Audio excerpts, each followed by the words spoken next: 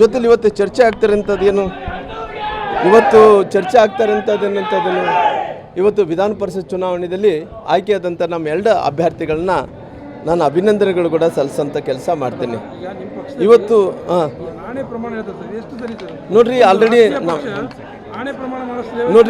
ನಾನು ಆಲ್ರೆಡಿ ನಮ್ಮ ಪಾರ್ಟಿಯಲ್ಲಿ ಹೇಳಿದಂಥವ್ರಿಗೆ ನಾಯಕರು ಬರ್ತೀನಪ್ಪ, ನೀವು ಹೋಗ್ರಲ್ಲ, ಬರ್ತೀನಿ.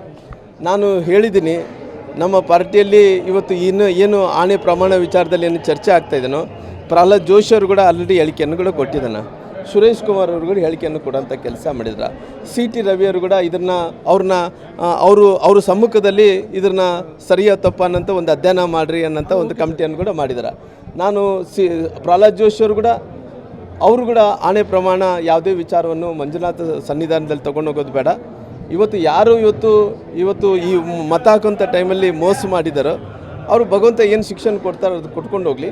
ಹಂಗಾಗಿ ಇದು ಒಳ್ಳೆ ಅನ್ನೋಂಥ ಮಾತು, ಬೇಡ ಅನ್ನೋಂಥ ಮಾತು ಅವ್ರು ಹೇಳಿರೋ ಕಾರಣ ಅದ್ರ ಪ್ರಕಾರ ನಾನು ಹೇಳೋದೇನಂದ್ರೆ ಅದನ್ನು ಹೋಗೋದು ನನ್ನ ವಿಚಾರ ಕೂಡ ಪ್ರಹ್ಲಾದ್ ಜೋಶಿ ಅವರು, ಸುರೇಶ್ ಕುಮಾರ್ ಅವರು, ನಮ್ಮೆಲ್ಲ ನಾಯಕರು ಏನು ಹೇಳಿದ್ದಾರೆ ಸಿ.ಟಿ. ರವರು ಅದು ಇಟ್ಕೊಂಡು ಅದ್ರ ಪ್ರಕಾರ ಅದನ್ನು ನಾನು ಅದು ಸರಿಯಲ್ಲ ಅನ್ನೋಂಥದ್ದು ಕೂಡ ನಾನು ಹೇಳಬೇಕಾಗುತ್ತೆ. ಆಣೆ ಪ್ರಮಾಣ ಯಾಕಂದರೆ ಇವತ್ತು ಭಾಳಷ್ಟು ಮಂದಿ ನಮ್ಮ ಹಿಂದೂಗಳಿಗೆ ಒಂದು ಶ್ರದ್ಧಾ ಕೇಂದ್ರ ಆಗಿರೋ ಕಾರಣ ಆ ಶ್ರದ್ಧಾ ಕೇಂದ್ರದಲ್ಲಿ ಹೋದರೆ ನಾವು ಅಲ್ಲಿ ಆಣೆ ಪ್ರಮಾಣ ಮಾಡೋದ್ರಿಂದ ಏನಾಗುತ್ತಂದರೆ ನಮ್ಮ ಎಲ್ಲ ಅಭಿಮಾನಿಗಳಿಗೆ ನೋವಾಗುತ್ತೆ. ಹಂಗಾಗಿ ಆ ರೀತಿ ಆಣೆ ಪ್ರಮಾಣ ಬೇಡ. ಇವತ್ತು ಯಾವುದೇ ರೀತಿಯಲ್ಲೂ ಕೂಡ ನಮಗೆ ಹಿಂದೂಗಳಿಗೆ ಒಂದು ಶ್ರದ್ಧಾ ಕೇಂದ್ರ ಆಗಿರೋ ಕಾರಣ ಅಲ್ಲಿ ಮಾಡೋದ್ರಿಂದ ಅದು ಸರಿಯಲ್ಲ.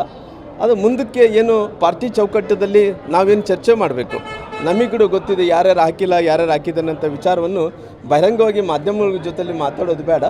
ಅದು ಮುಂದಕ್ಕೆ ನಾನು ಯಾವ ರೀತಿಯಲ್ಲಿ ಪಾರ್ಟಿ ಚೌಕಟ್ಟಲ್ಲಿ ಚರ್ಚೆ ಮಾಡಬೇಕು ಆ ಚೌಕಟ್ಟಲ್ಲಿ ಚರ್ಚೆ ಮಾಡೋಂಥ ಕೆಲಸ ಮಾಡ್ತೇನೆ.